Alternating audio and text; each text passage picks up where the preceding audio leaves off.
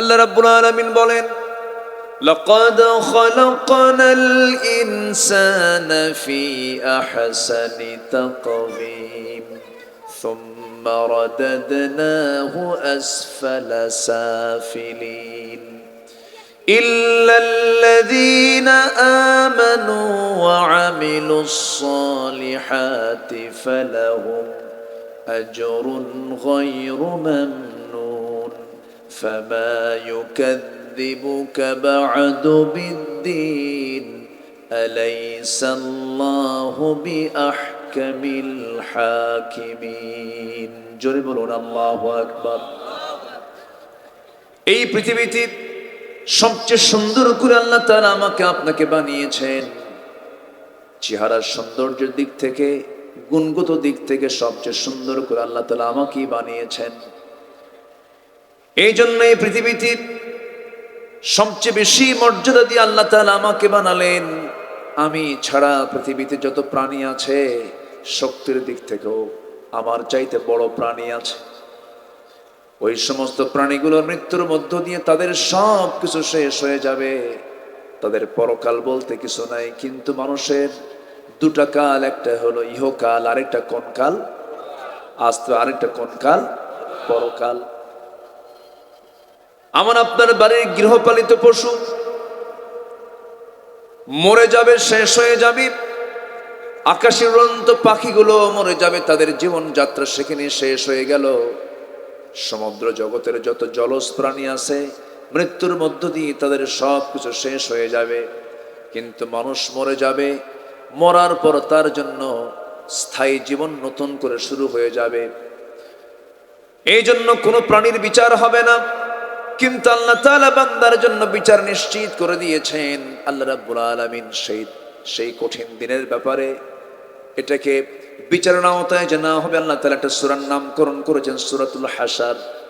সূরাতুল হাশর, সবাইকে এক করা হবে, বিচার করা হবে। কেন? আল্লাহ তাআলা সব প্রাণীকে যা দেননি তা মানুষকে দিয়েছেন। মানুষকে দিয়েছেন হলো ভালো মন্দ বোঝার ক্ষমতা, মানুষকে দিয়েছেন হলো হালাল হারাম বোঝার ক্ষমতা, মানুষকে দিয়েছেন জ্ঞান, বুদ্ধি, বিবেক, কর্মের স্বাধীনতা। এটি কি অন্য কোনো প্রাণীর মধ্যে আছে? নাই। ইভেন সমস্ত প্রাণীগুলোকে আল্লাহ তাআলা মানুষের খেদমতের জন্য বানাইছে। জোরে বলি সুবহানাল্লাহ। সব প্রাণী, এমন কোন প্রাণী নাই যেটা বান্দার উপকারের জন্য আল্লাহ তাআলা সৃষ্টি করেন নাই।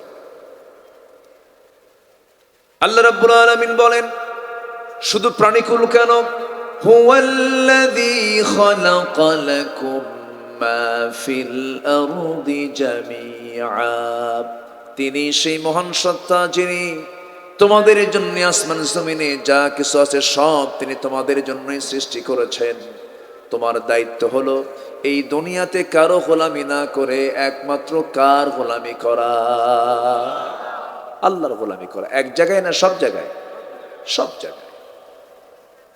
আমার বন্ধুগণ, আল্লাহ রাব্বুল আলামিন বান্দার মধ্যে যারা স্পেশাল, যারা বান্দা, তাদেরকে মুমিন বলে সম্বোধন করেছেন। প্রকৃত মুমিন চেনার জন্য আল্লাহ রাব্বুল আলামিন সূরাতুল হুজুরাতের শেষের দিকে মুমিনদের কিছু গুণ তুলে ধরে বলছেন, এই দুইটা গুণ যদি অর্জন করতে পারো, আমি আমার দফতর থেকে, অফিস থেকে আমি তোমাকে চারিত্রিক সনদ দিয়ে দেব। জোরে কোন সুবহানাল্লাহ। আমরা সনদ নিতে চাই কার কাছ থেকে? আল্লাহর কাছ থেকে। দুনিয়াতে তো বহু পুরস্কার দেওয়া হয়। পাক্কা সুদখোর নোবেল পুরস্কার পায়, পায় না? পায়। সুদের কারবার করে নোবেল পুরস্কার দিচ্ছে, সন্ত্রাসী তৎপরতা চালাচ্ছে, নোবেল পুরস্কার পাচ্ছে। যারা মানবতা ধ্বংসের জন্য কাজকর্ম চালিয়ে যাচ্ছে তাদেরকে পুরস্কৃত করা হচ্ছে। কিন্তু আল্লাহ তাআলা বলছেন, বান্দা, আমার দফতর থেকে আমি তোকে পুরস্কৃত করব, আমি তোকে চারিত্রিক সনদ দিয়ে দেব। শুধু তুই দুইটা কাজ দুনিয়া থেকে নিশ্চিত, দুনিয়া থেকে এই দুটা কাজ তুই করে আয়, আমি তোকে চারিত্রিক সনদ দিয়ে আমি তোকে জান্নাত বুঝায় দেব। একটু জোরে বলে সুবহানাল্লাহ। আমরা কি সবাই জান্নাত পেতে চাই না? সবাই কি জান্নাত পেতে রাজি আছে ইনশাআল্লাহ? জান্নাত তো পেতে চাই সবাই, কিন্তু অজুর পানি ঠান্ডা। অজুর পানি ঠান্ডা। আল্লাহ বলছেন, বান্দা তোর অজুর পানি যদি ঠান্ডা মনে হয় গরম কর, গরমেও যদি সমস্যা হয় পানি বাদ দেয়া তায়াম্মুম কর। দাঁড়িয়ে যদি না পারিস বসে নামাজ পড়, বসে যদি না পারিস শুয়ে পড়। মস্তিষ্ক বিকৃত না হওয়া পর্যন্ত 5 ওয়াক্ত নামাজের কোনো ক্ষমা নাই। অসুস্থ নাকি? কষ্ট হচ্ছে তোমার? আচ্ছা আচ্ছা।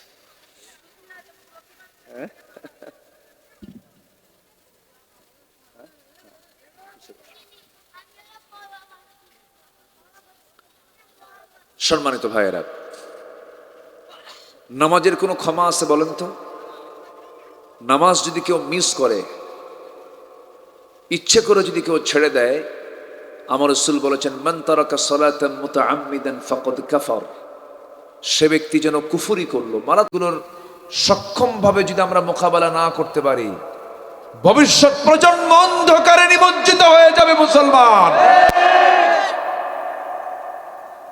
আমার বড় আফসোস হয়, আমরা দুনিয়া থেকে চলে যাব, আমাদের প্রজন্ম, আমাদের সন্তানরা কোন পৃথিবীতে বসবাস করবে, কোন দুনিয়াতে বসবাস করবে?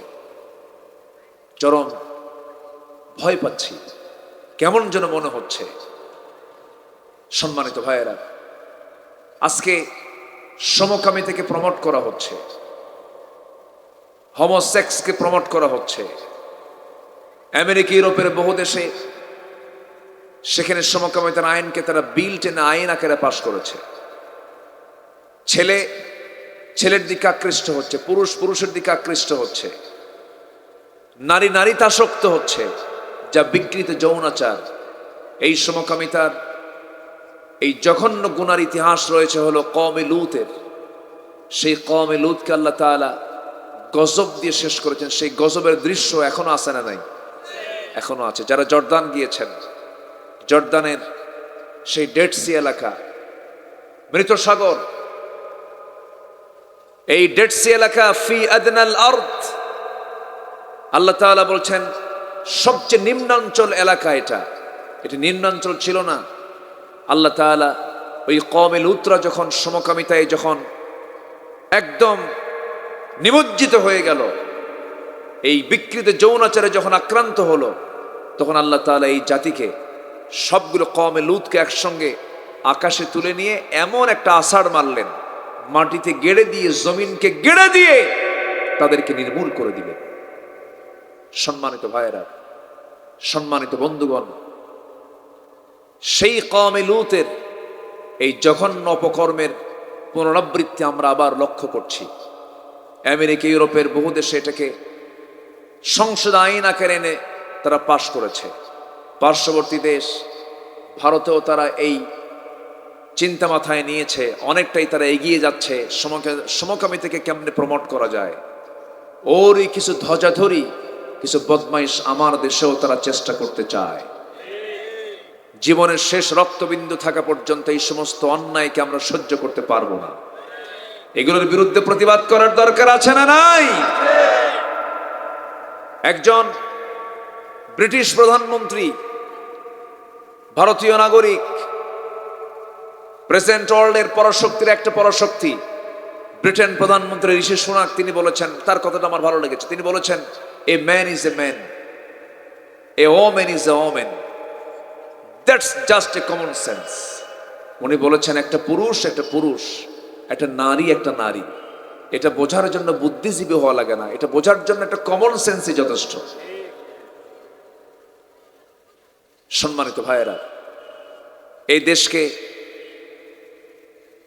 সাংস্কৃতিকভাবে, এই দেশকে মুসলমানদের তাহজিব তামাদ্দুন থেকে দূরে সরানোর জন্য একটা মহল উঠে পড়ে লেগেছে। আমাদের প্রত্যেকের সজাগ থাকার দরকার আছে না নাই? আসতে বলবেন না, আছে না নাই? বিশেষ করে যুব সমাজ, তোমরা যারা আছো, তোমাদেরকে এগিয়ে আসতে হবে। তুমি একজন, একা বাংলাদেশ। তোমার এই সমস্ত অন্যায়কে প্রতিহত করার জন্য তোমার সবচেয়ে বড় অস্ত্র হলো তোমার আদর্শ, তোমার চরিত্র। তোমার চরিত্রকে তোমার সুন্দর করে যত্ন করতে হবে। চরিত্র কখনো নষ্ট করা যাবে। চরিত্র গঠন করতে হবে আমার নবীর চরিত্র আদর্শকে সামনে রেখে। চরিত্র গঠন করতে হবে কোরআনকে সামনে রেখে। এলাকার যুবকদেরকে আল্লাহ তাআলা কবুল করুন। জোরে বলি আল্লাহুম্মা আমিন। আমি মাহফিলে লক্ষ্য করছি যুবকদের উপস্থিতি আজকের মাহফিলে বেশি। বলি আলহামদুলিল্লাহ। সম্মানিত দ্বীনি ভাইরা, আল্লাহ তাআলা বলছেন, বান্দা আমি তোমাকে আমার দফতর থেকে চারিত্রিক সনদ দিয়ে দেব, দুটা কাজ করে আসো। আল্লাহ রাব্বুল আলামিন বলেন, ইন্নামাল মুমিনুনা আল্লাযীনা আমানু বিল্লাহি ওয়া রাসূলিহি সুম্মা লাম ইয়ারতাবু ওয়া জাহাদু বিআমওয়ালিহিম ওয়া আনফুসিহিম ফি সাবিলিল্লাহ উলাইকা হুমুস সাদিকুন। জোরে বলুন আল্লাহু আকবার। আল্লাহ রাব্বুল আলামিন বলেন, নিঃসন্দেহে মুমিন তো তারাই, নিঃসন্দেহে ঈমানদার তো তারাই যারা আল্লাহর প্রতি বিশ্বাস আনবে, নবীর প্রতি বিশ্বাস আনবে। হয়তো বলবেন, হুজুর এ তো কমন কথাই বললেন, আমরা তো বিশ্বাস করি, আল্লাহকেও মানি, রাসূলকেও মানি, কিন্তু আমার দেশে এমন কিছু মুসলমান আছে যারা আল্লাহকে মানে, রাসূলকে মানে, আবার সুদের কারবারও করে, জেনার কারবারও করে। আমার মনে হয় সুদ তো এলাকায় নাই, হ্যাঁ? মদের কারবার নাই, জুয়ার কারবার নাই, আছে? তাহলে ওয়াজ পাল্টায় ফেলি, হ্যাঁ? যেহেতু আছে তাহলে এগুলো থাক, আমি অন্য লাইনে যাই নাকি? চালাবো? কোনো সমস্যা নাই তো? আপনি বললে তো আমি শুনবো না। আপনি যদি বলেন, হুজুর আপনি ওইদিকে ওয়াজ করেন না, আমি তো তা শুনবো না। আমাকে হক কথা বলার দরকার আছে না নাই বলেন তো? আমার বন্ধুগণ, তাহলে আমি ঈমান এনেছি আল্লাহর উপরে, ঈমান এনেছি নবীর উপরে, নামাজও পড়ি, রোজাও রাখি। সামনে রমজান আসতেছে, কিছু সিজনাল মুসল্লি চলে আসবে। রমজান আসে যখন, সারা বছর আকাম কুকাম করে, রমজান মাসে ওই যে দাড়ি কাটা বন্ধ করে দিল, দাড়িও কাটে না, বুজুর্গ হয়ে যায়। এমনকি হুজুর কিছু ভাড়া করে চলে যায় মক্কা মুকাররমায়। মক্কা মুকাররমায় নিয়ে গিয়ে হুজুরকে বলে, হুজুর সারা বছর তো নামাজ পড়ি নাই, শুনেছি বাইতুল হারামে যদি 1 রাকাত নামাজ পড়া হয় 1 লক্ষ রাকাত নামাজের সওয়াব পাওয়া যায়। এই 1 মাসে জামাত মিস করব না, বাইতুল হারামে নামাজ পড়ব। হুজুর আপনি আমার জন্য এমন দোয়া করে দিবেন যেন এক দোয়াতে জান্নাত পার হয়ে জাহান্নামে যাই। যা তুই জাহান্নামে। হুজুর কিছু ভাড়া করে নিয়ে গেল, সবে কদর চালায় আসলো, সারা রাত কিয়ামুল লাইল করলো, হারামে বসে বসে জিকির আজগার করে করে আল্লাহর কাছে মাফ চাইলো। দেশে ফেরার পর ঈদের দিন বিকেল বেলা 3 বোতল মদ খায়া শীত হয়ে পড়ে আছে। এরকম আছে না মুসলমান? আছে না? লাভটা কি? আল্লাহ রাব্বুল আলামিন বলেন, ফামান ইয়াকফুর বিত-তাগুতি ওয়া ইউমিন বিল্লাহি ফাকাদ ইসতামসাকা বিল উরওয়াতিল মুসকা লা ইনফিসামা লাহা। জোরে বলুন আল্লাহু আকবার। আল্লাহ তাআলা বলছেন, যে বান্দা তাগুতকে অস্বীকার করবে, তাগুতকে যে বান্দা প্রত্যাখ্যান করবে, এরপরে যারা ঈমান আনবে, আগে তাগুতকে পরিহার করতে হবে। এমনও বান্দা আমার দেশে আছে, ঈমানের দাবি করে, কিন্তু তারা বলে মদের বোতল বন্ধ করা যাবে না, সুদের কারবার বন্ধ করা যাবে না, জুয়ার কারবার বন্ধ করা যাবে না। আমার দেশে এমন কিছু হাজি আছে, হজ করে আসছে কিন্তু মদও খায়, জুয়াও করে, জুয়াও খেলে। আছে না নাই? আচ্ছা, ওরা দুই দিকেই থাকে। কি বেচারে শয়তানকে অসন্তুষ্ট করার কি দরকার আছে না? আচ্ছা। ওই লোকের মতো, ওই চোরের মতো এক চোর ঈদুল আজহার আগের জুমায় গেছে মসজিদে নামাজ পড়তে। তিনি ঈদুল আজহার আগের জুমায় খতিব ওয়াজ করে কোন সাবজেক্ট নিয়ে বলেন? কি নিয়ে? কুরবানি নিয়ে। তো কুরবানির এমন একটা বয়ান দিছে খতিব, চোর এই খতিবের খুতবা শুনে মুগ্ধ হয়ে গেছে। সে চোর মনে মনে ভাবতেছে, হুজুর কুরবানির তাৎপর্য নিয়ে যে ওয়াজটা করলো, এনিওয়ে কুরবানি মিস করা যাবে না, যদি প্রয়োজনে চুরি করে হয় তাও কুরবানি দেব। গরু চুরি করে আনতেছে, মসজিদের সামনে দিয়ে যায় ফজরের সময়। ইমাম সাহেব ওযুর জন্য বাইরে বের হয়ে দেখে যে এক বেচারি গরু হাতে করে নিয়ে চলে আসতেছে। কি ব্যাপার, এত রাতে তুমি গরু হাতে কই গেছো? হুজুর আপনার জন্যই তো। আমার জন্য মানে কি? সামনে কোরবানি দেওয়ার জন্য আমি পশু নিয়ে আসলাম। কি পশু তুমি পাইলা কই? এত রাতে এই পশু কেন? হুজুর আমি চুরি করে আনছি। কি চুরি করে আনছো? কি করবো? কোরবানি দিব। আমি কি তোমাকে চুরি করতে বলছি? না, আপনি বলেন নাই, আপনি চুরি করে কোরবানি দিতে বলেন নাই, কিন্তু বাট আমি একটা চিন্তা করছি। কি চিন্তা? কি চিন্তা করলাম যে এত বড় সোয়াব, প্রত্যেকটা পশমে নেকি যে কোরবানিতে, আর আমি একটা গরু চুরি করলে আমার একটা গুনাহ হবে। চুরি করার গুনাহ একটা, আর কোরবানি দেওয়ার সোয়াব হলো প্রত্যেকটা পশমে। আমি খুব হিসাব টিসাব করে দেখলাম, প্লাস মাইনাসে যদি মাইনাসও হয়, যদি আমার কোরবানি দেওয়ার সোয়াব আর চুরি করার গুনাহ যদি প্লাস মাইনাসে মাইনাসও হয়, অন্তত সোয়াব না হলে গোশত খাওয়া তো বোনাস হবে। এরকম হিসাব কষানো কিছু মুনাফিক আছে না নাই? আসতে বলবেন না, আছে না নাই? আচ্ছা, এরকম হিসাব কষে জান্নাত পাওয়া যাবে না। জান্নাত পাওয়ার জন্য আমাকে আপনাকে হারাম কাকে বর্জন করতে হবে, হারাম কাকে মাইনাস করতে হবে। হারামকে মাইনাস করে আপনি দুটাকে রেখে হালালও কিছু করবেন, হারামও কিছু খাবেন, আল্লাহ তাআলা তা গ্রহণ করবেন না। ইন তাজতানিবু কাবাইরা মা তুনহাউনা আনহু নুকাফির আনকুম সাইয়্যাতিকুম ওয়া নুদখিলকুম মুদখালান কারীমা। জোরে বলুন আল্লাহু আকবার। বান্দা, তুমি যদি বড় বড় কবিরা গুনাহগুলো ছেড়ে দাও, শিরকের গুনাহ, বেদাতের গুনাহ, কুফুরের গুনাহ, জিনার গুনাহ, খুনের গুনাহ, মিথ্যা সাক্ষীর গুনাহ, জাদুর গুনাহ, এই সমস্ত বড় বড় গুনাহগুলোকে তুমি যদি ছেড়ে দাও, আমার কাছে যদি আসো বান্দা, আমি তোমার সমস্ত গুনাহগুলোকে মাফ করে দিয়া সম্মানজনক জান্নাত আমি তোমাকে দিয়ে দেব। জোরে বলি সুবহানাল্লাহ। কার কথা? আসতে বলবেন না, কার কথা? আমার আপনার জীবনের সবচেয়ে বড় চ্যালেঞ্জ হলো গুনাহমুক্ত জীবন গড়া। যদি আমার 2-1 রাকাত যদি নফল নামাজ বাদ চলে যায়, জিকির আজকার যদি বাদ চলে যায়, এটা আমার বড় ধরনের কোনো ক্ষতি হবে না, কিন্তু বড় ক্ষতি হয়ে যাবে যদি কোনো বড় কবিরা গুনাহ করে ফেলে দেই। বড় বড় কবিরা গুনাহগুলো আজকে সমাজে করা খুবই সহজ ব্যাপার।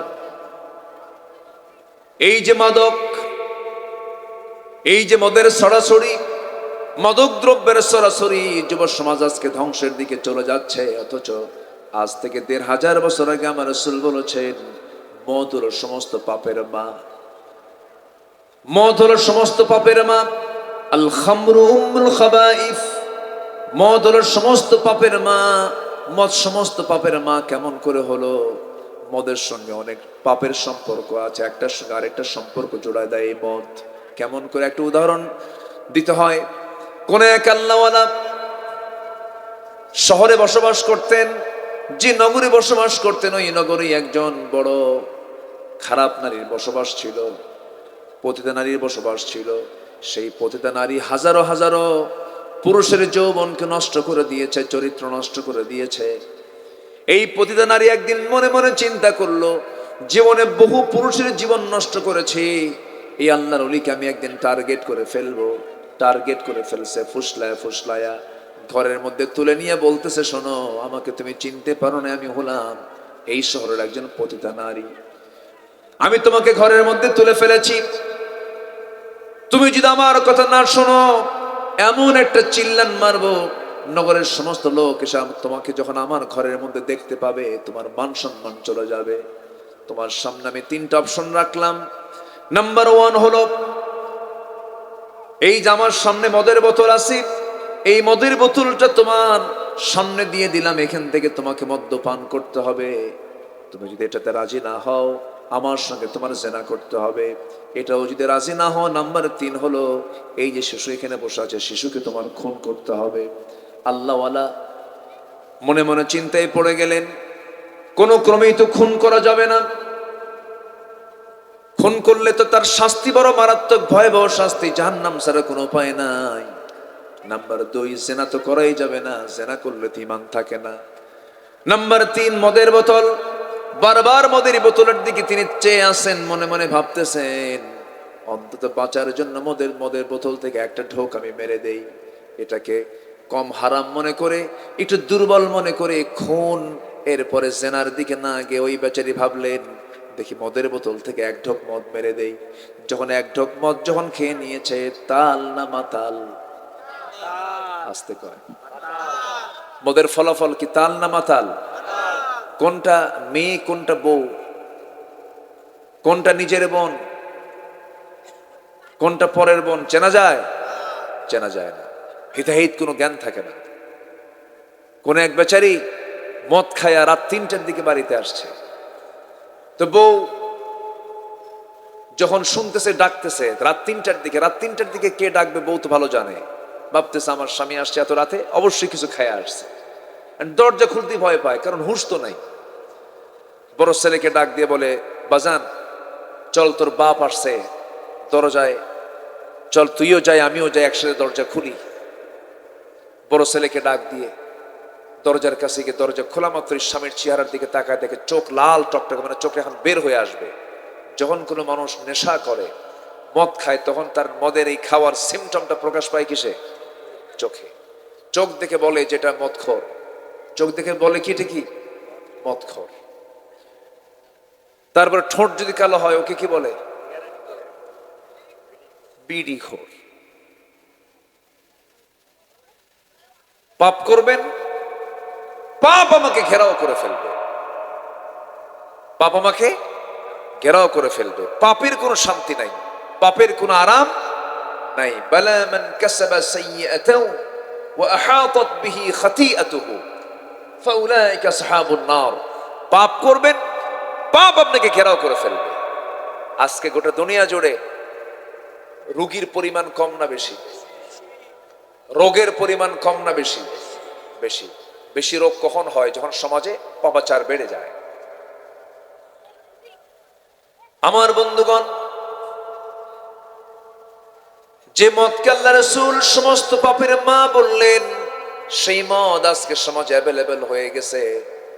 সব জায়গায় মদের দোকানগুলো আছে, মদের কাস্টমার গুলো আছে, মদের লাইসেন্স দিচ্ছে।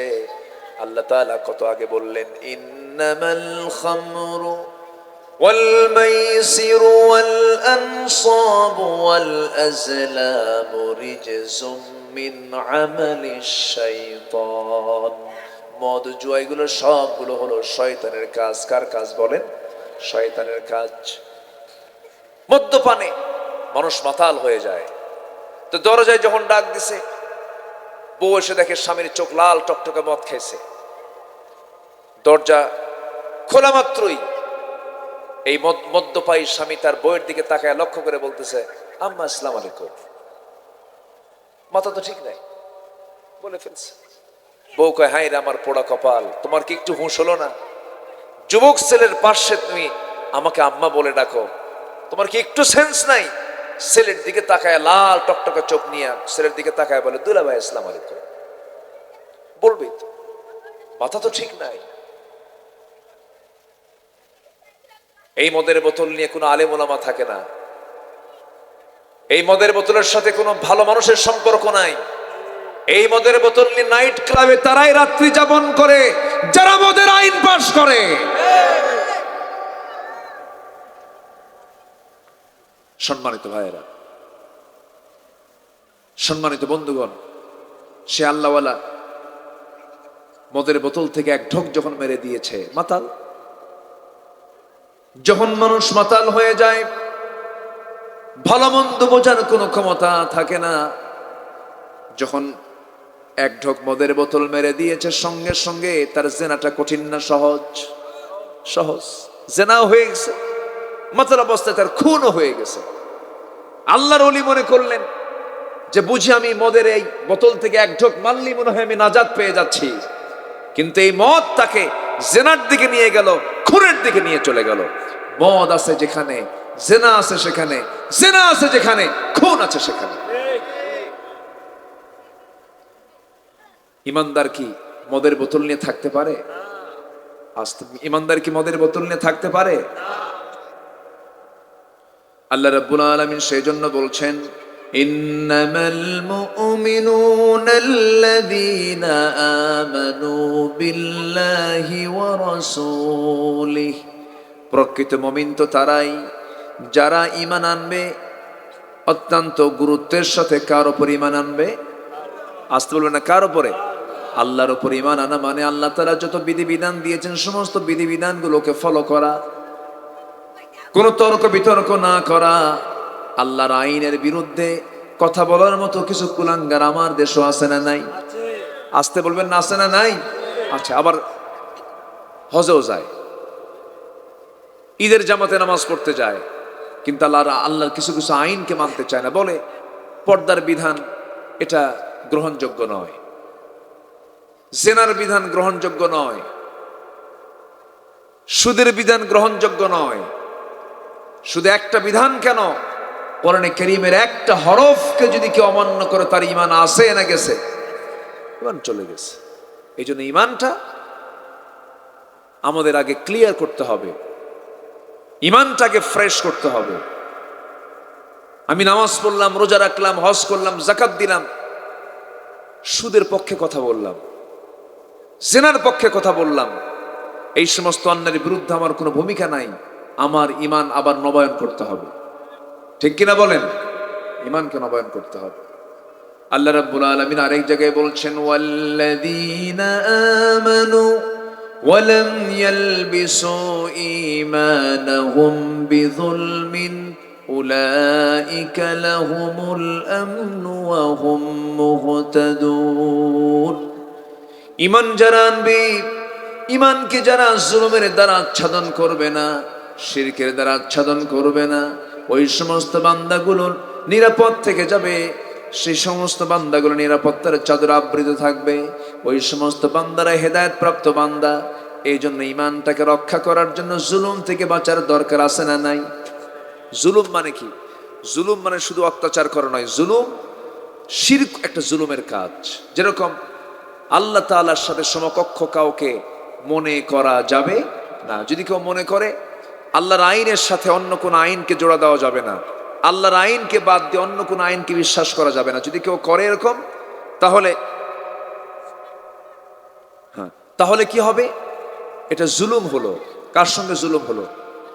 কার সঙ্গে জুলুম হলো? আর এই জুলুম মানে হলো শিরক।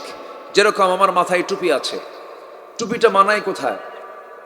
মাথায়। টুপিটা যদি মাথায় না দিয়ে যদি হাঁটুতে দেন, এটা টুপির প্রতি কি হলো? জুলুম হলো। এরপর চশমা মানায় কোথায়? চোখে। চশমার কাজ কি? চোখ দিয়ে ভালো করে দেখা, যাদের চোখ দুর্বল আছে।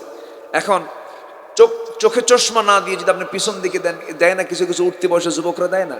পিছন দিকে দেয়, কপালে দেয়। কিন্তু চশমার কাজ তো কপালেও না, পিছনেও না। চশমার কাজ হলো কোথায়? চোখে। যদি আপনি চশমাটা চোখে না দিয়ে অন্য কোথাও দেন, তাহলে এটা চশমার প্রতি জুলুম হলো। জুতার কাজ কোথায় রাখা? বলেন কোথায় রাখা? যদি গলায় দেন, হ্যাঁ, গলায় জুতো কি, এটা কি জুলুম না? জুলুম হলো। জুতার কাজ তো গলায় ঝুলানো না, জুতার কাজ হলো পায়ে দেওয়া। ঠিক তেমনি কোরআনকে যে জায়গায় রাখা দরকার ছিল, আমরা কোরআনকে সেই জায়গায় রাখি নাই। ইসলাম আজকে কিতাবের ভিতরে রেখেছি, আর মুসলমান আজকে কবরে চলে গেছে। আর হুজুররা শুধু মরা ফেরাউনের রস করে। মরা ফেরাউন, তাজা ফেরাউনের রস কেউ করে না। মরা ফেরাউন তো মরেই গেছে, তাজা ফেরাউন নাই। আসতে বলে, তাজা ফেরাউন আছে না নাই? আচ্ছা, ফেরাউন জুলুম করেছিল, আজকে জুলুমকারী নাই? আজকে জুলুমকারী নাই? তো মোরা ফেরাউনের অত ওয়াজ করার দরকার নাই, তো এই তাজা ফেরাউন গুলোকে বের করা দরকার। মুসার উত্তরসূরিরা তাজা ফেরাউনকে খুঁজে বের করবে, মুসার শক্ত লাঠি নিয়ে বাতিল শক্তির মোকাবেলা করতে হবে। মুসলমান রাজি আছেন কারা কারা? হাত উঁচু করে দেখান মুসলমান।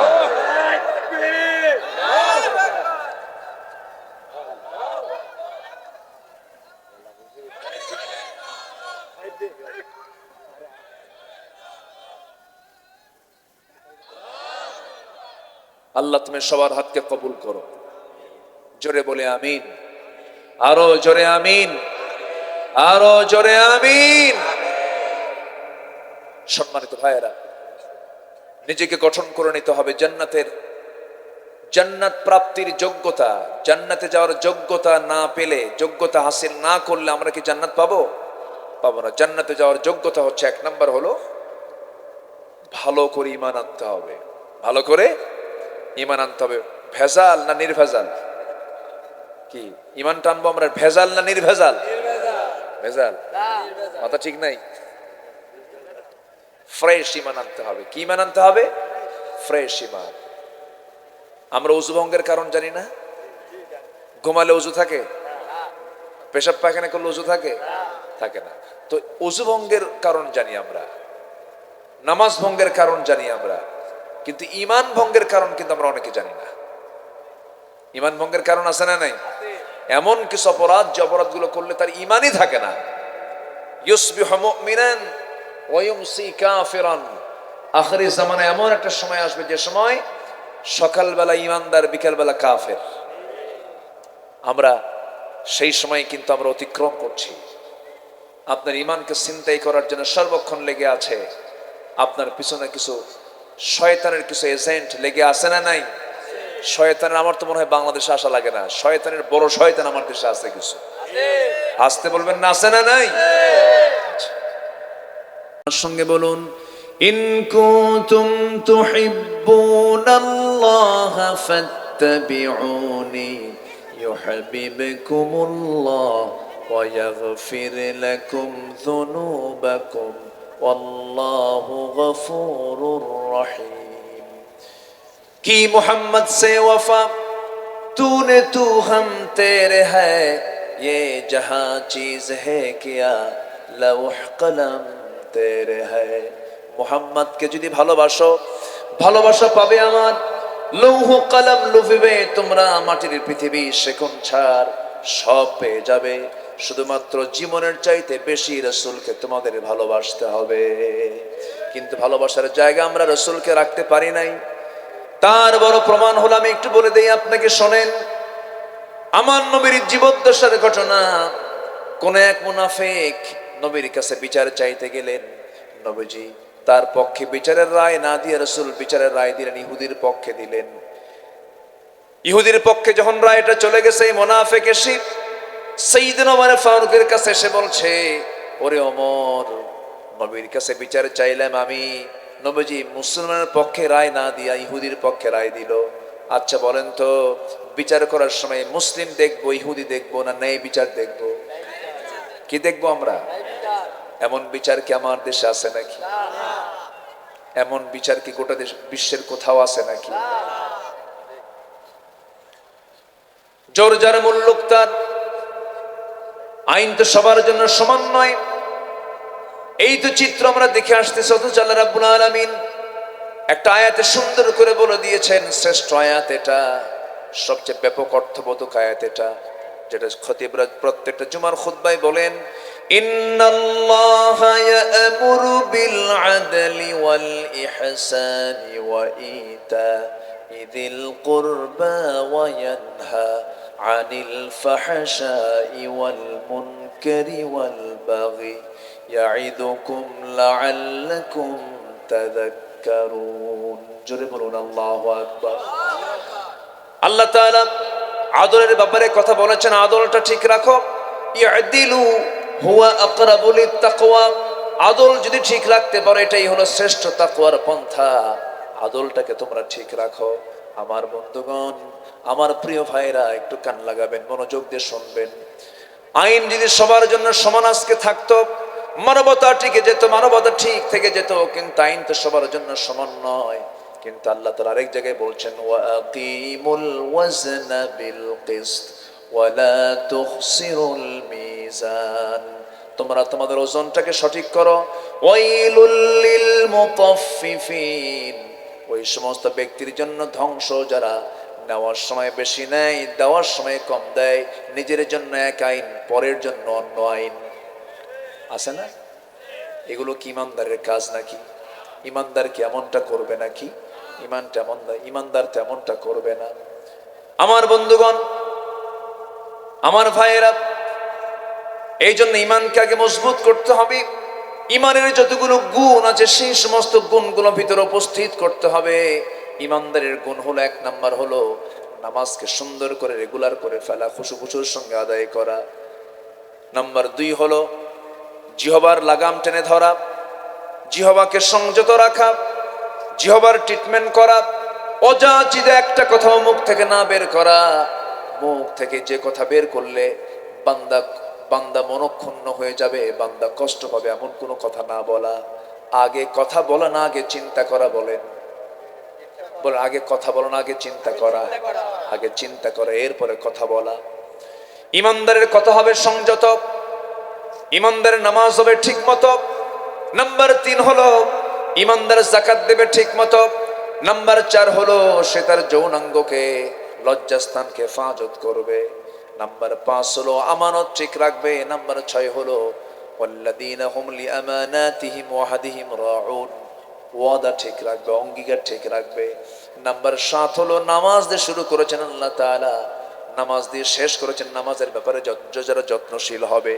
আল্লাহ তাআলা এই 7টা কাজের জন্য বলছেন ইমানদারকে, কি বলছেন? উলাইকা হুমুল ওয়ারিসুন আল্লাযীনা ইয়ারিসুনাল ফিরদাউসা হুম ফিহা খালিদুন। জোরে বলুন আল্লাহু আকবার।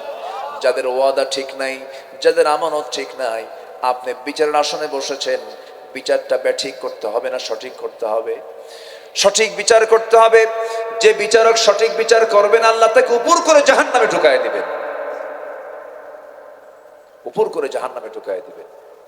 আবার সঠিক বিচার করলে পরে আল্লাহ তাআলা 1 নম্বর তালিকায় তার নাম বলেছেন, সাবআতু ইযিল্লুহুমুল্লাহু ফি যিল্লিহি ইয়াউমুল লা যিল্লা ইল্লা যিল্লুহু, যেদিন আরশে আজিমের ছায়া ছাড়া কোনো ছায়া থাকবে না, সেই আরশে আজিমের ছায়ায় আমি 7 শ্রেণীকে জায়গা করে দেব। 1 নম্বর হলো যে সৎ এবং ন্যায় বিচারক। জোরে কোন সুবহানাল্লাহ। সম্মানিত ভাইয়েরা, আইন সবার জন্য সমান হওয়া উচিত ছিল। সাহাবে কেরামদের ইতিহাসগুলো দেখেন। সাইয়েদনা ওমর ফারুকের শাসন আমল, সাইয়েদনা ওমর ফারুক রাদিয়াল্লাহু তাআলা আনহু, তিনি ঘোড়া কিনেছেন। কি কিনেছেন? ঘোড়া। এখন তো চলাফেরা করার জন্য 2 চাকা মোটর সাইকেল নেয়, প্রাইভেট কারে চলে মানুষ। আগের যুগে চলতো কিসে? ঘোড়ায় চলতো আর উঠে চলতো। তো সাইয়েদনা ওমর ফারুকের ঘোড়ার প্রয়োজন, তিনি বাজারে গেছেন ঘোড়া কেনার জন্য। ঘোড়াওয়ালার কাছ থেকে তিনি ঘোড়া কিনলেন, লেনদেন কমপ্লিট করলেন। লেনদেন কমপ্লিট করার পর তিনি ঘোড়ার পিঠে চড়লেন। 2-3 মাইল যেতে না যেতেই ঘোড়ার 4টা পায়ে অকেজো হয়ে গেছে। ঘোড়ার 4টা পা যখন অকেজো হয়ে গেছে, সাইয়েদনা ওমর ফারুকের রাগ গেছে বেড়ে। তিনি খেপে গিয়ে রেগে গিয়ে এসে বলতেছেন, ঘোড়াওয়ালা, তুমি আমাকে এমন ঘোড়া দিলে যে ঘোড়াটা অকেজো ঘোড়া, অসুস্থ ঘোড়া, এই ঘোড়া আমি নেব না, তুমি এই ঘোড়াটা ফেরত নাও, আমাকে টাকা ফেরত দিয়ে দাও। ঘোড়াওয়ালা বলতেছে, আমিরুল মুমিনিন, আপনি আমারও খলিফা, আপনি এই বিশাল ভূখণ্ডের একজন খলিফাতুল মুসলিমিন, সম্রাট। আমি আপনার কাছে যখন ঘোড়াটা দিলাম, আপনি ঘোড়াটা বুঝে নিলেন, আমি টাকা বুঝে নিলাম। ক্রয় বিক্রয়ের যে চুক্তি তা সম্পূর্ণ হয়ে গেছে। ঘোড়া যখন আপনার মালিকানায় চলে গেছে, এরপর আপনার ঘোড়া অসুস্থ হয়েছে, আপনার ঘোড়া চলার অনুপযোগী হয়ে গেছে, দোষটা আমাকে দেওয়া যাবে না, এটা আমার নসিবে আপনার ছিল। সাইয়েদনা ওমর ফারুক বলেন, না, অসম্ভব, আমি ঘোড়া নেব না, তুমি আমাকে টাকা ফেরত দিয়ে দাও। এখন ঘোড়াওয়ালা বলতেছে, তাহলে আমারটাও ঠিক নাই, আপনারটাও ঠিক নাই, চলেন আমরা আদালতে যাই। কে বলতেছে? বলেন কে বলতেছে? কাকে বলতেছে? সাধারণ ব্যক্তি? 40টা রাষ্ট্রের তিনি রাষ্ট্রপ্রধান, যার নাম শুনলে পরে রোম পারস্য থরথর করে কাঁপতো। সেই সাইয়েদনা ওমর ফারুক একজন ঘোড়াওয়ালা বলতেছে, চলেন, আমিও ঠিক নাই, আপনিও ঠিক নাই, আদালত যা রায় দেবে তাই আমরা মেনে নেব। সাইয়েদনা ওমর ফারুক বলেন, ঠিক আছে চলো। দুজন মিলে চলে গেছেন আঞ্চলিক একটা আদালতে। আঞ্চলিক আদালতে যখন চলে গেলেন, আঞ্চলিক আদালতের যে বিচারপতি, তার চোখ পড়ে গেছে সাইয়েদনা ওমর ফারুকের দিকে। ওমর ফারুককে দেখা মাত্রই আঞ্চলিক বিচারপতি চেয়ার থেকে দাঁড়ায় বলতেছে, আমিরুল মুমিনিন, আপনি এই জায়গায় কেন, কি সমস্যা নিয়ে আপনি এখানে এসেছেন? আমি তো আশ্চর্য হয়ে যাচ্ছি, আপনার তো এখানে আসার কথা নয়। সাইয়েদনা ওমর ফারুক বলেন, শোনো বিচারপতি, এই ব্যক্তিটা ঘোড়া বিক্রি করেছে আমার কাছে, আমি তার কাছে ঘোড়া কিনে নিয়েছিলাম, আমি তাকে টাকা বুঝাইয়া দিয়েছি, কিন্তু ঘোড়াতে আমি যখন সওয়ার হলাম 2-3 মাইল যেতে না যেতে ঘোড়াটা অকেজ হয়ে গেছে, নষ্ট হয়ে গেছে। আমি তাকে বললাম, ঘোড়াটা ফেরত নাও, আমাকে টাকাটা ফেরত দিয়ে দাও। কিন্তু ওই ঘোড়াওয়ালা সে আমার কাছ থেকে যে টাকা নিয়েছে সেই টাকাও ফেরত দিতে চায় না, ঘোড়াও ফেরত নিতে চায় না। সাইয়েদনা ওমর ফারুকের কথা শোনার পরে সঙ্গে সঙ্গে সেই বিচারপতি বলছেন, আমিরুল মুমিনিন, আপনার বক্তব্য শুনলাম, দেখি এখন ওই ঘোড়াওয়ালার বক্তব্য শুনি। ঘোড়াওয়ালাও যখন তার কথা বলে ফেললো, সঙ্গে সঙ্গে বিচারপতি বলছেন, আমিরুল মুমিনিন, 2 জনের কথাই আমি শুনলাম। 2 জনের কথা শোনার পর আমার কাছে মনে হচ্ছে, আমি কোরআন এবং হাদিসকে সাক্ষী রেখে যদি বিচার করতে যাই, আজকের বিচারটা আপনি ওমর আপনার বিরুদ্ধে চলে যায়। আল্লাহু আকবার বলেন, আপনার বিরুদ্ধে চলে যায়। কেমনে? সঙ্গে সঙ্গে বিচারপতি বলতেছে, আপনি খলিফাতুল মুসলিমিন ওমর ফারুক, আপনি যে আমার সামনে অবস্থান করছেন, আপনি কি নিশ্চিত যেখান থেকে আপনি সুস্থ অবস্থায় বাড়ি পর্যন্ত ফিরতে পারবেন? না, আমি সুস্থ অবস্থায় বাড়িতে ফিরতে পারবো এটার গ্যারান্টি তো আমি দিতে পারবো না, সম্ভব না এটা। তাই যদি হয় আমিরুল মুমিনিন, এমনটাই যদি হয়, আপনার গ্যারান্টি নাই, যে কোনো মুহূর্তে মালাকুল মউত আপনার কাছে চলে আসতে পারে। ঠিক তেমনি যে ঘোড়াটা আপনার কাছে বিক্রি করা হয়েছিল, সেই ঘোড়াটা যখন আপনি তার কাছ থেকে বুঝে নেন সুস্থ নিয়েছেন না অসুস্থ নিয়েছেন, সুস্থ ঘোড়া নিয়েছি। টাকা লেনদেন করেছেন? হ্যাঁ, টাকা লেনদেন করেছি। কেনা বেচার চুক্তি শেষ, ঘোড়াটা আপনার হাতে চলে আসছে, মালিকানায় চলে আসছে। এরপরে আপনার মদিনে থাকার পর ঘোড়াটা অসুস্থ হয়ে গেছে। অতএব এই অসুস্থ ঘোড়া যে হয়ে গেল, এটার দায় ঘোড়াওয়ালার উপরে চাপানো জায়েজ নাই, সম্পূর্ণ হারাম হয়ে যাবে। সাইয়েদনা ওমর ফারুক ওই আদালত থেকে আস্তে করে বের হয়ে চলে আসলেন, বাড়িতে চলে আসলেন। পরের দিন তিনি মজলিসে শুরার বৈঠকে বসলেন। শুরার বৈঠকে বসে, পরামর্শের বৈঠকে বসে বললেন, শোনো, গতকালকে আমি একটা আদালতে গিয়েছিলাম, আদালতের বিচারপতির দারুণ সাহস। আমি ওমর আমার বিরুদ্ধে পর্যন্ত সে রায় দিয়েছে, সঠিক রায় দিয়েছে, আমার বিরুদ্ধে সে রায়টা দেওয়াতে আমি খুব খুশি হয়েছি। অতএব সেই আঞ্চলিক বিচারপতিকে আঞ্চলিক বিচারপতি না বানায়া খলিফার বিরুদ্ধে যে রায় দেওয়ার সাহস পায়, তাকে জাতীয় বিচারপতির চেয়ারে বসায় দাও। জোরে কোন সুবহানাল্লাহ। খলিফার বিরুদ্ধে রায় দেয় আর সেই বিচারকের প্রমোশন হয়। আর আমার দেশে যদি কোনো বিশেষ ব্যক্তির বিরুদ্ধে যদি রায় চলে যায়, তাকে পাগলা বানায়া, মানসিক রোগী বানায়া দেশ থেকে হিজরত করে বের করে দেয়। আসতে বলবেন না, জোরে বলেন ঠিক কিনা? এটাই তফাৎ, এটাই তফাৎ। ঈমান যার থাকবে, তার বিচার কখনো অবিচার হতে পারে, তার বিচার কখনো ফাঁকিবাজি হতে পারে, তার কথা কখনো এলোমেলো হতে পারে, তার ওয়াদা কখনো ভঙ্গ হতে পারে, তার কথার মধ্যে কোনো চক্রান্ত থাকতে পারে, তার কথার মধ্যে কোনো ভেজাল থাকতে পারে। আমি কি আলোচনা চালাবো? জিকির করি লা ইলাহা ইল্লাল্লাহ। বাতাস আসতেছে, ঢেকে দেওয়া দরকার ছিল না। আরো জোরে, লা ইলাহা ইল্লাল্লাহ সুবহানাল্লাহ।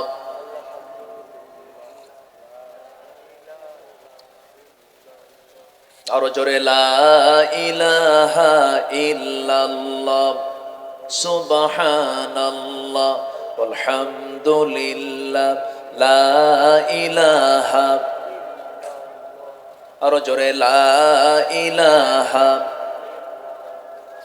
লা ইলাহা ইল্লাল্লাহু মুহাম্মাদুর রাসূলুল্লাহ সাল্লাল্লাহু আলাইহি ওয়াসাল্লাম। তাহলে ইমানদারের যে কোয়ালিটি, ইমানদারের যে গুণ, সেই গুণগুলো আমরা আমাদের জীবনে, আমাদের লাইফ আমরা উপস্থিত রাখবো। জোরে বলি ইনশাআল্লাহ।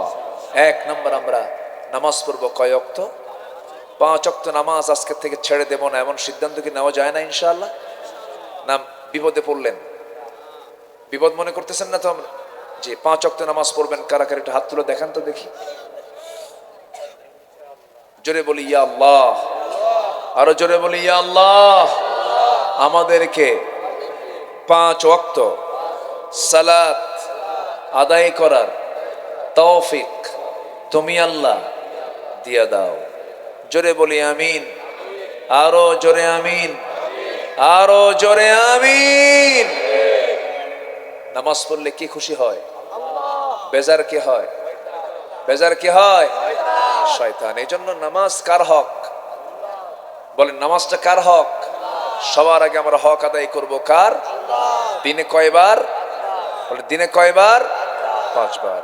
এই 5টা টাইম আমরা নামাজের জন্য বরাদ্দ করব, ফরজ, যা লঙ্ঘন করলে সুস্পষ্ট কবিরা গুনাহ হয়ে যাবে।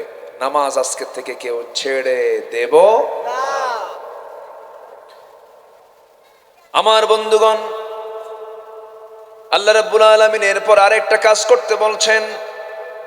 আল্লাহ রাব্বুল আলামিন বলেন, ইন্নামাল মুমিনুনা আল্লাযীনা আমানু বিল্লাহি ওয়া রাসূলিহি।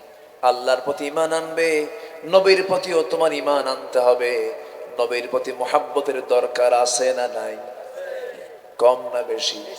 নিজের জীবনের চাইতে রাসূলকে মুহাব্বত করতে হবে ঈমানের দাবিতে। কম না বেশি? বেশি, বেশি। কিন্তু আজকে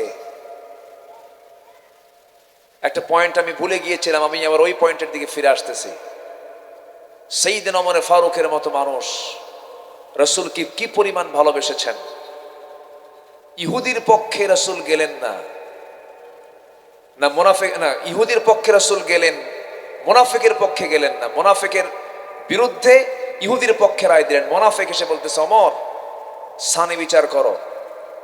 সাইয়েদনা ওমর ফারুক বললেন, তুমি রাসূলের বিচার পছন্দ করোনি? না, একটু বসো।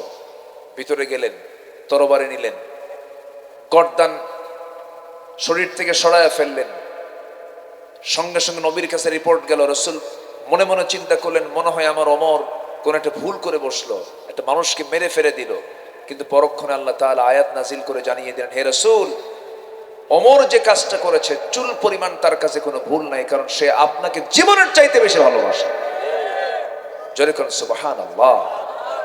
রাসূলের প্রতি যে ঈমান, নবীর প্রতি যে বিশ্বাস, এর মধ্যে কোনো প্রকার খাত রাখা যাবে না, এর মধ্যে কোনো প্রকার গ্যাপ ল্যাক রাখা যাবে না। রাসূলকে ভালোবাসতে হবে নিঃসন্দেহে জীবনের চাইতে, আমার জীবনের চাইতে কম না বেশি? যদি আপনার বুকে আপনি হাত রেখে চোখ বন্ধ করে যদি আপনি বলতে পারেন, হে আল্লাহ তাআলা, আমি নিশ্চিত আমার জীবনের চাইতে আমি রাসূলকে বেশি ভালোবাসতে পেরেছি, ওই বান্দাই একমাত্র ঈমানের প্রকৃত স্বাদ খুঁজে পাবে, খুঁজে পাবে, খুঁজে পাবে। আজকে আমার দেশে রুটিন অর্কের মতো রাসূলকে নিয়ে বাজে উক্তি করা হয়। প্রায় ব্লগাররা বিভিন্ন বাজে কথা বলে, রাসূলকে নিয়ে কথা বলেছে। প্রায় একটা কথা তারা বলে ফেলে, রাসূলের এত বউ কেন, এত স্ত্রী কেন? রাসূল ছিলেন নারী পিপাসু। জোরে কর নাউযুবিল্লাহ। কিন্তু ইতিহাস তারা জানে না, আমার রাসূল বিয়ে করেছেন, জীবনের শুরুটা তিনি শুরু করেছেন 25 বছর বয়সে, যখন তিনি নবুয়ত পাননি। বিয়ে করেছেন তিনি, তার বয়সী, তার বয়সের কম না তার বয়সের চাইতে বেশি? কত বছর বেশি বলেন? এটি রাসূলের ইতিহাস তো কিছু জানা দরকার। বলেন কত বছর? 15 বছর। নবীর চাইতে 15 বছরের বড় মানে কি?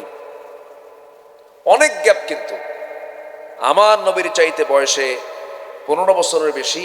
নবীজির বয়স হলো 25, আম্মাজান খাদিজার বয়স হলো 40। বিয়ে হলো।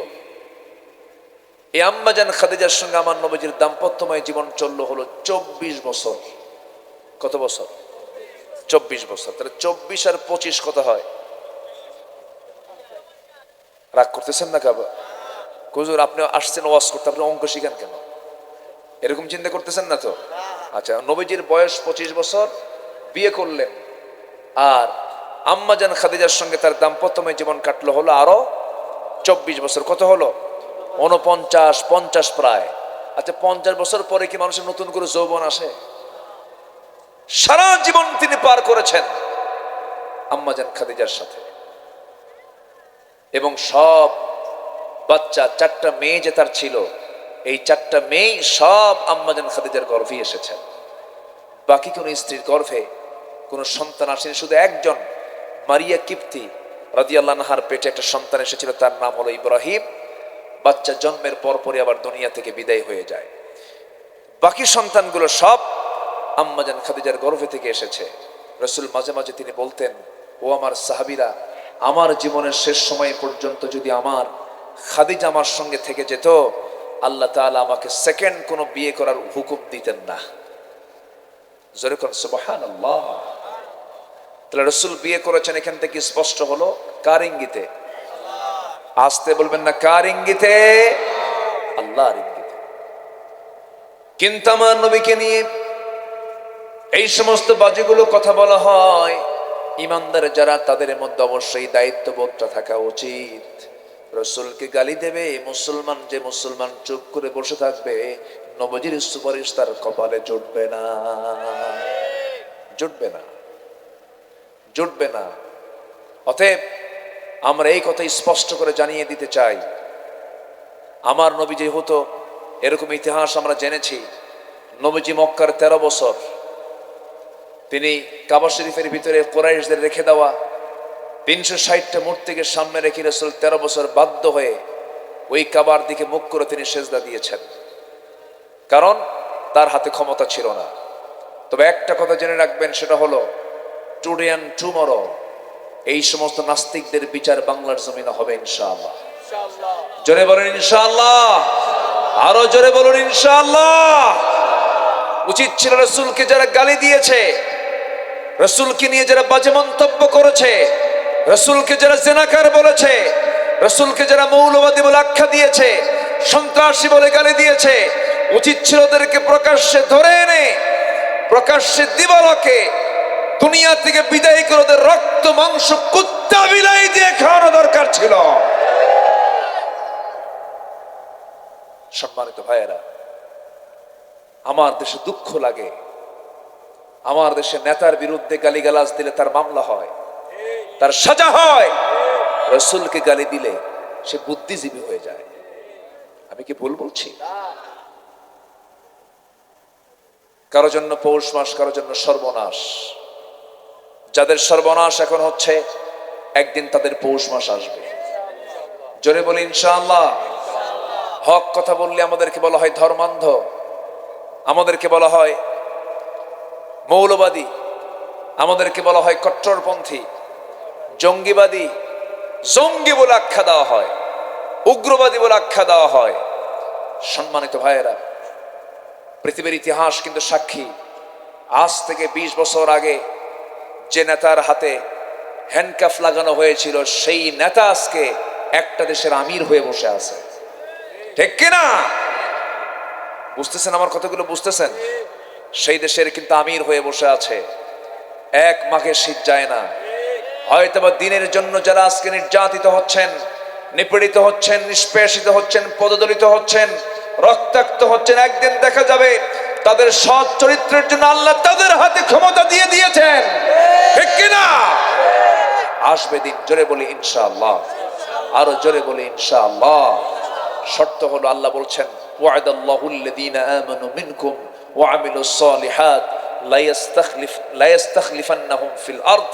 ঈমানটা ভালো করে আনো, নেক আমলটা ভালো করে করো, আমি তোমার হাতে খেলাফতি দিয়ে দেব। এটা কার কথা? আসতে বলবেন না, কার কথা? রসুলকে ভালোবাসার দরকার আছে না নাই?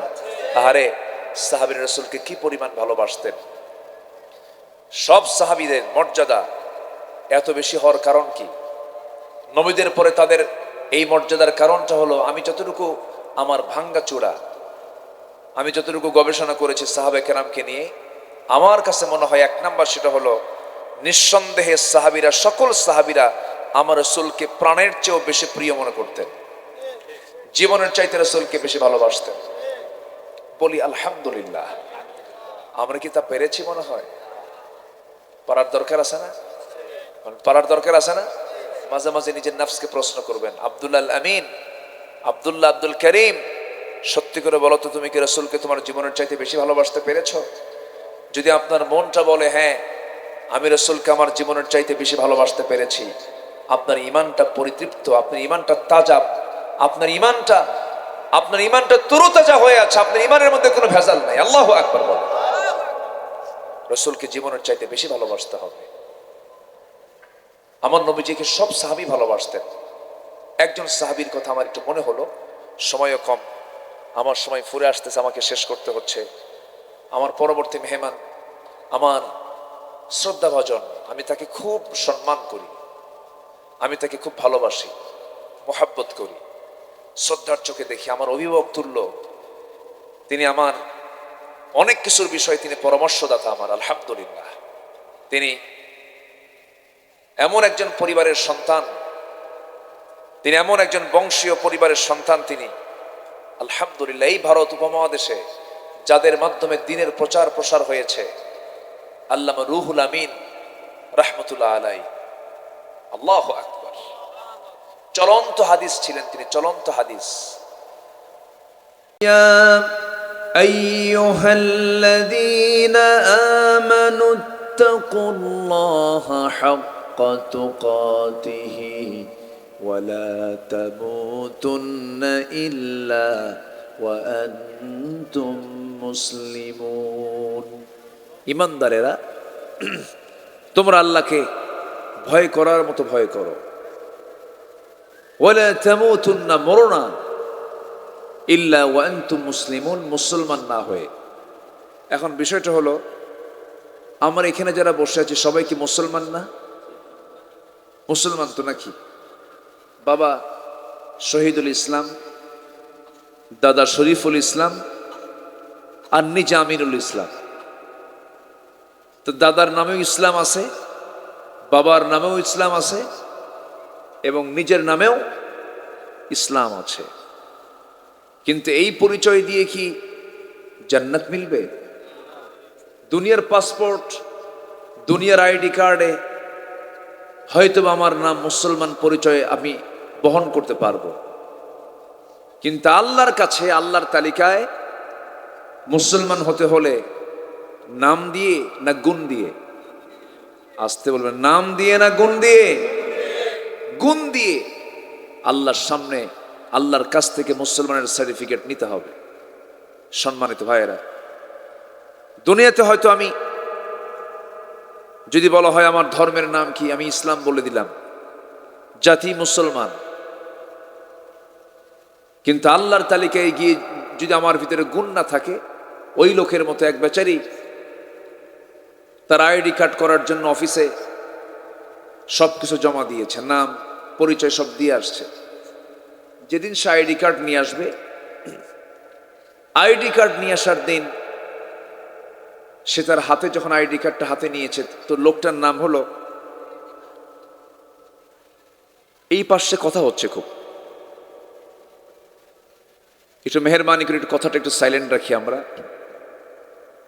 মেহরবানি করে কোরআন শোনার জন্য একটা আদব আসানা নাই বলেন তো? আচ্ছা, মেহরবানি করে একটু আমরা সাইলেন্ট থাকি। তো বেচারি আইডি কার্ড তোলার দিন যে দেখে তার হাতে আইডি কার্ড দেওয়া হয়েছে, নামটা তার হলো নজিবুল্লাহ, কিন্তু আইডি কার্ডে লেখা আসছে হলো নাউজুবিল্লাহ। কি আসছে? নাউজুবিল্লাহ। তাহলে এখন আমি মুসলমান পরিচয় লালন করলাম দুনিয়াতে, কিন্তু আমার ভিতরে ইসলাম নাই, নামাজ নাই, সত্য কথা নাই, আমার ভিতরে সৎ ব্যবসা নাই, সৎ চরিত্র নাই, হালাল হারামের কোনো বিচার নাই, কিয়ামতের দিন আমার নামের তালিকা মুসলমানের খাতায় থাকবে, তার গ্যারান্টি কি বলে? আমার কথা কি রাগ করতেছেন আপনারা? তাহলে আল্লাহর কাছে পছন্দনীয় বান্দা হওয়ার জন্য সবচাইতে বড় কাজ হলো সমস্ত হুকুমকে মেনে নেওয়া। সে হুকুমগুলো কার? আসতে বলবেন না, কার?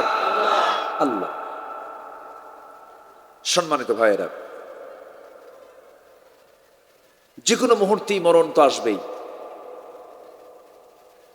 চোখের সামনে কত কবরস্থান আমরা দেখি, চোখের সামনে অনেকের ফ্রেন্ড চলে গেছে, বাবা চলে গেছে, মা চলে গেছে, স্ত্রী চলে গেছে, সন্তান চলে গেছে, বাবার কাঁধে সন্তানের লাশ আছে না নাই? আচ্ছা, সব তো চলেই যাব আমরা, কিন্তু সবচাইতে বড় বিষয় হলো আমি কি আল্লাহর পছন্দনীয় গোলাম হতে পেরেছি? সবচাইতে বড় বিষয় এই পেরেশানি যার মধ্যে থাকবে সে কামিয়াব। বলি আলহামদুলিল্লাহ। এই জন্য সবার আগে নিজেকে চেনার চেষ্টা করতে হবে।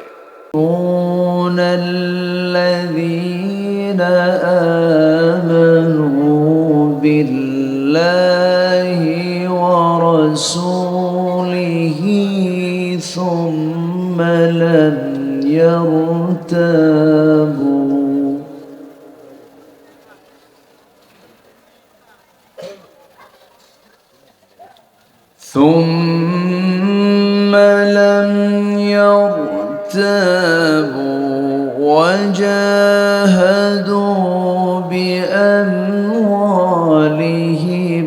وأنفسهم في سبيل الله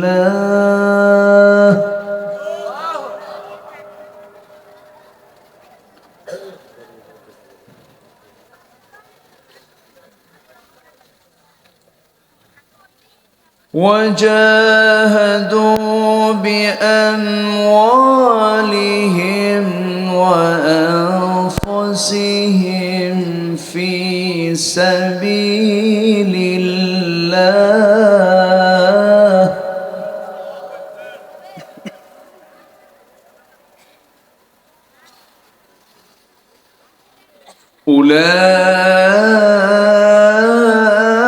أولئك هم الصادقون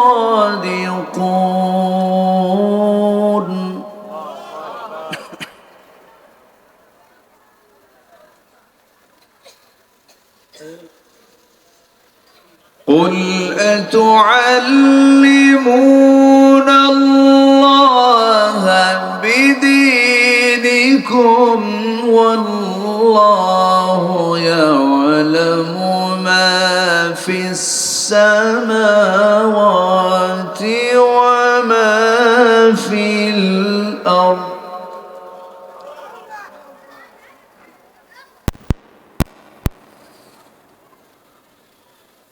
والله بكل شيء عليم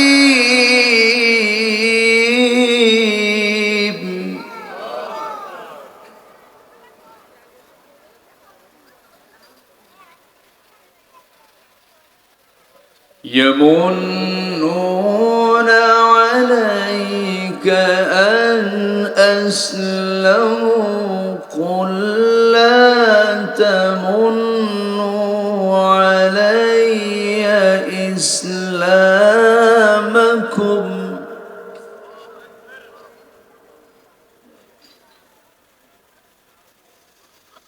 بل الله يمن عليكم أن هداكم للإيمان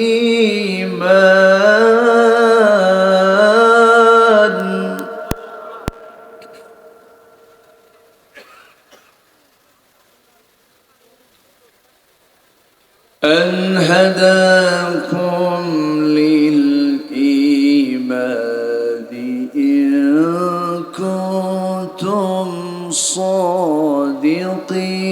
المتقين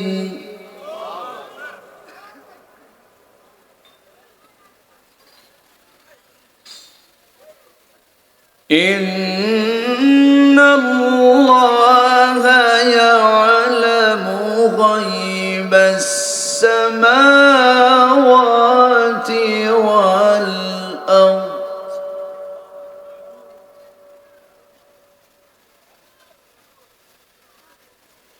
والله بصير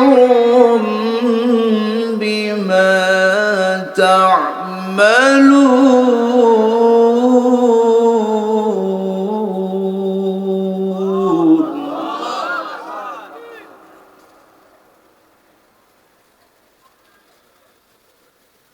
الله أكبر بسم الله الرحمن الرحيم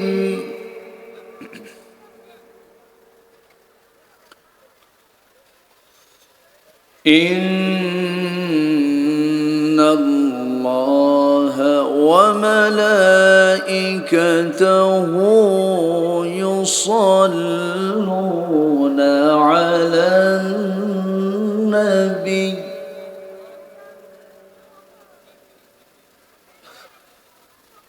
يا أيها الذين آمنوا صلوا عليه وسلموا تسليما اللهم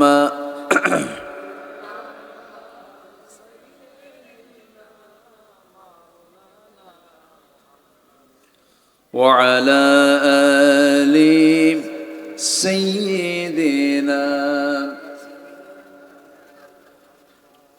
একটু মোহাব্বত দিয়ে নবীর প্রেমে মাতোয়ারা হয়ে জবান খুলে জোরালো আওয়াজে সবাই বলুন আল্লাহুম্মা সাল্লি আলা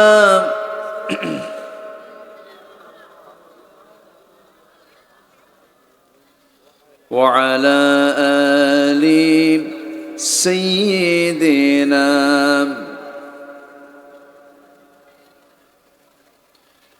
সবাই বলুন বালাগাল উলা বিকামালিহি কাশাফাত তুজা বিজামালিহি حسنت جميع خصاله سلوا صورة يوسف بدار حكمة لقمان ما قارئ قرآن باري یہ دل سادمان ما بلغ العلا بكماله كشف التجا بجماله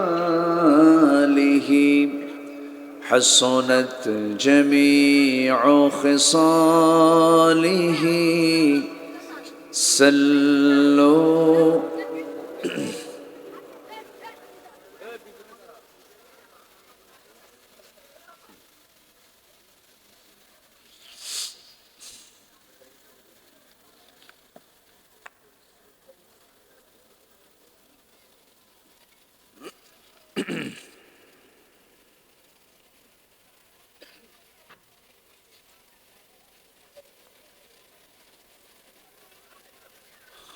খুলনা জেলার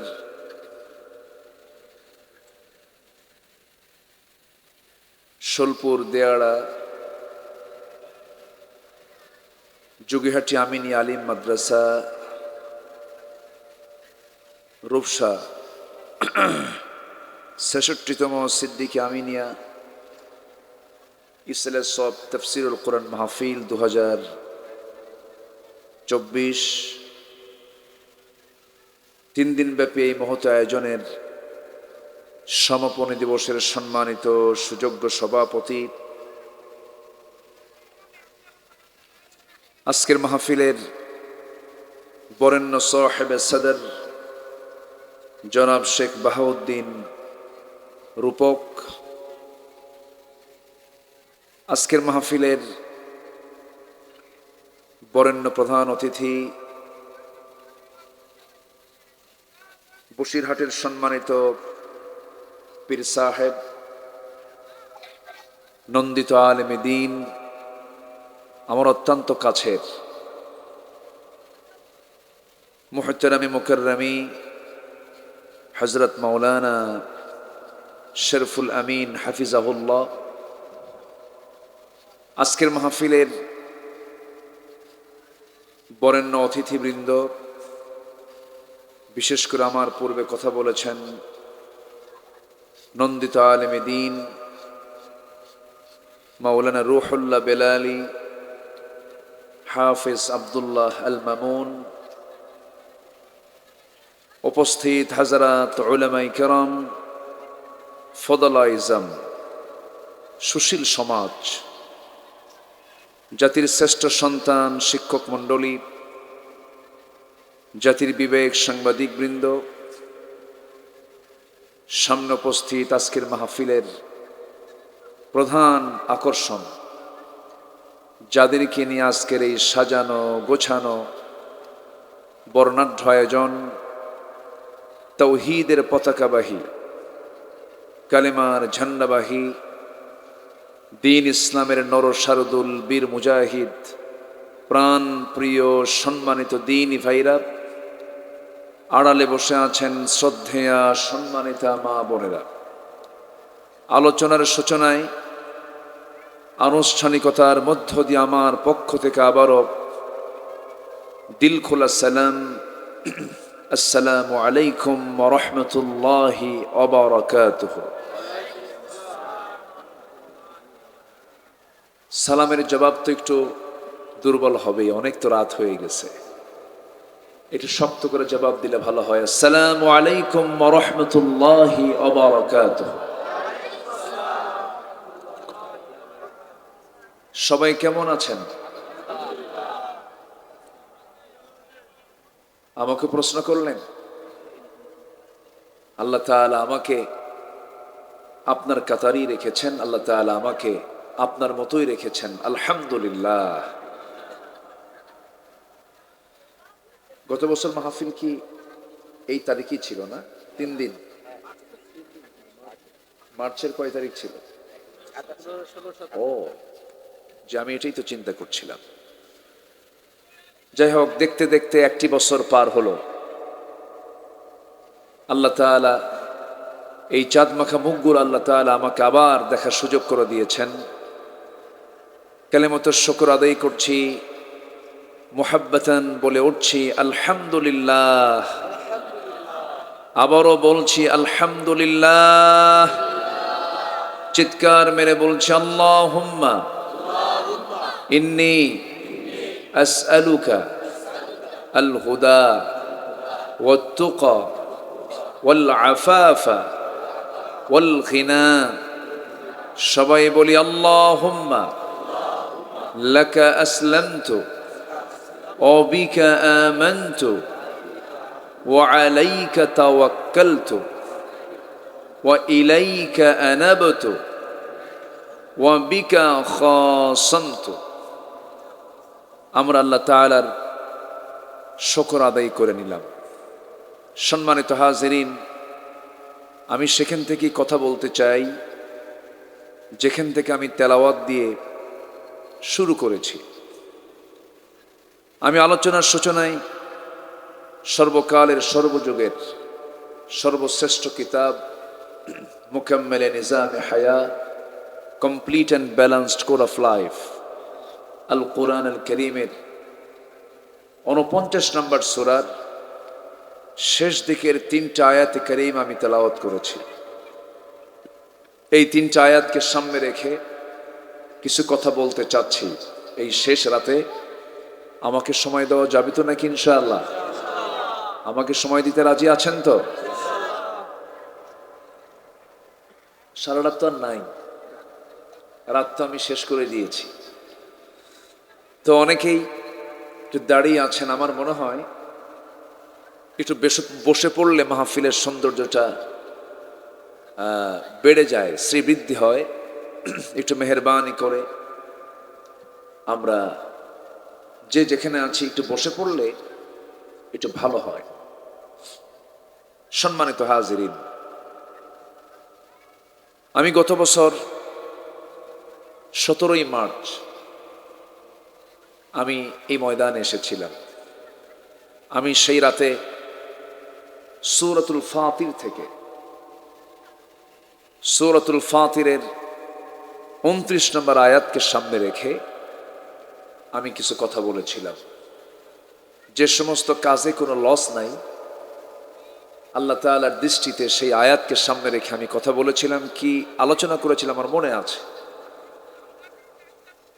জি, তা আমি আজকে সূরাতুল হুজুরাত থেকে আমি কয়েকটা আয়াতে কারিমা তেলাওয়াত করেছি।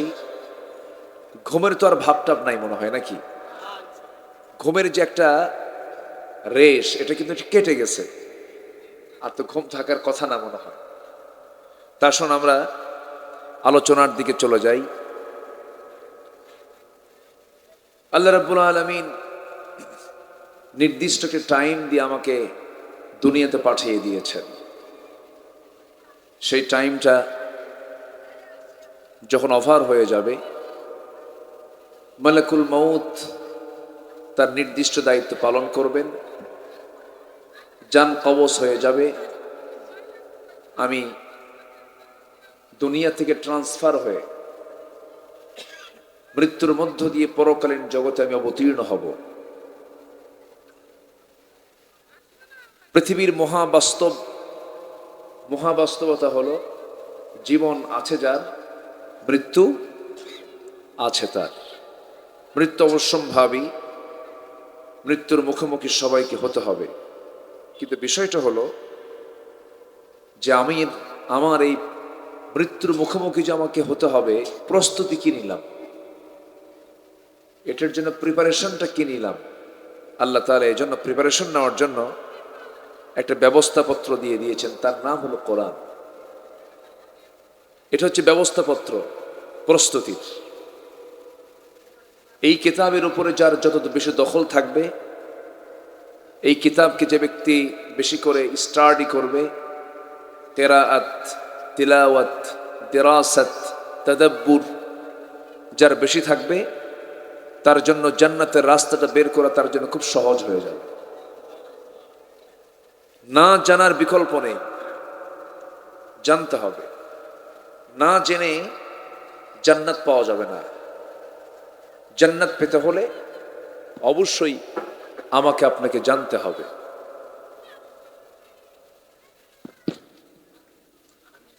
লুজ কানেকশন মনে হয় হচ্ছে। ও এতক্ষণ ছিল না বিদ্যুৎ? ও আচ্ছা,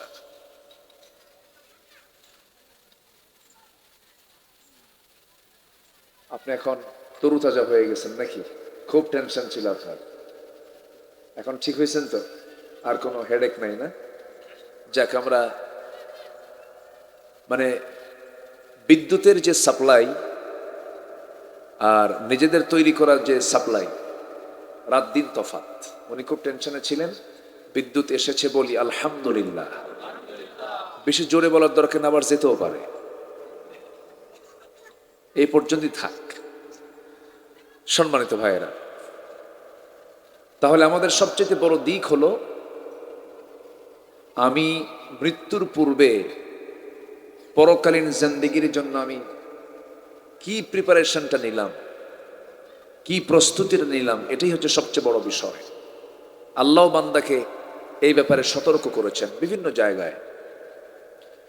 যেমন আল্লাহ রাব্বুল আলামিন এক জায়গায় বলছেন,